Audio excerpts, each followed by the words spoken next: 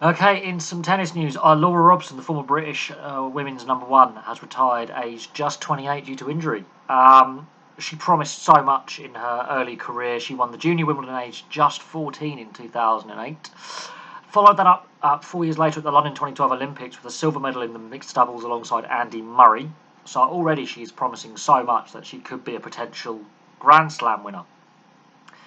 Unfortunately, it wasn't to be the case. The furthest she got in the US Open, or in any of the majors, was the fourth round of the US Open. Her highest ranking all time was 27th, so that's not bad, not bad. But it was the wrist and hip injuries and the constant surgeries and rehabs that have forced her retirement. 2 wrist surgeries and 3 hip surgeries, and she's not even 30. That's how brutal tennis actually is on the body. People forget that, tennis is very, very physically demanding on your joints, your knees, your ankles, your hips, your wrists, your shoulders, your elbows. Your joints take absolute abuse. And Andy Murray's had multiple hip operations and ankle problems as well. He's been close to retirement. Rafa Nadal's had a lot of injury concerns. Roger Federer's battled on through injury. The difference between Andy Murray and Laura Robson is Laura Robson hasn't won that major title, whereas Andy Murray, obviously Rafa Nadal, Djokovic, Federer, Del Potro, they battled through because they did win that major. And so they could afford to take a year out and rehabilitate. I mean, Juan Martín Del Potro's knees, he's had multiple knee replacements and he's only in his early 30s. So people forget how brutal tennis is on the body. At the same time, it's an individual sport where, much like golf, much like snooker, you don't play, you don't get paid because you are reliant on prize money for tournaments entered. And that's obviously got to have a bearing on this decision that can't compete very well, you're not going to win a lot of money.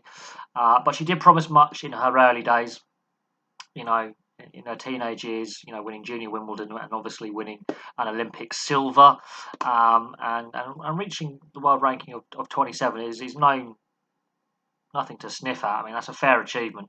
And she was a bright spot for British tennis. That has obviously Raducanu has now obviously gone on to win that major title. And Laura Robson was one of those bright sparks of British tennis in the last 14, 15 years.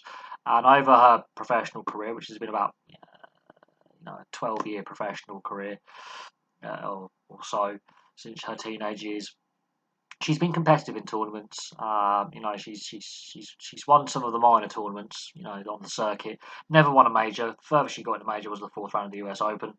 But yeah, injuries have forced her retirement, and a lot of tennis players retire early due to injury. I mean, had she stayed injury free, she could have played on for a couple more, 4, 5, 6 more years.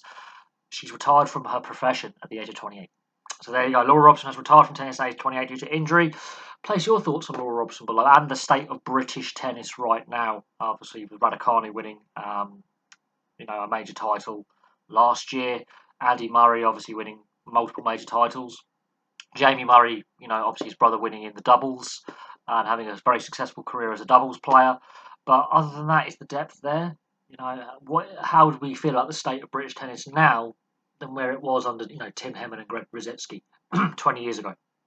So how healthy is the sport in the UK? That's what I want to hear from British tennis fans. But thank you very much for watching. Please place your comments in the comment section below, and I'll have some more videos for you very, very soon. And also don't forget to like and subscribe, because that helps the channel grow, which obviously helps us continue to make content for you guys. Thank you very much for now, and I'll see you all very, very soon.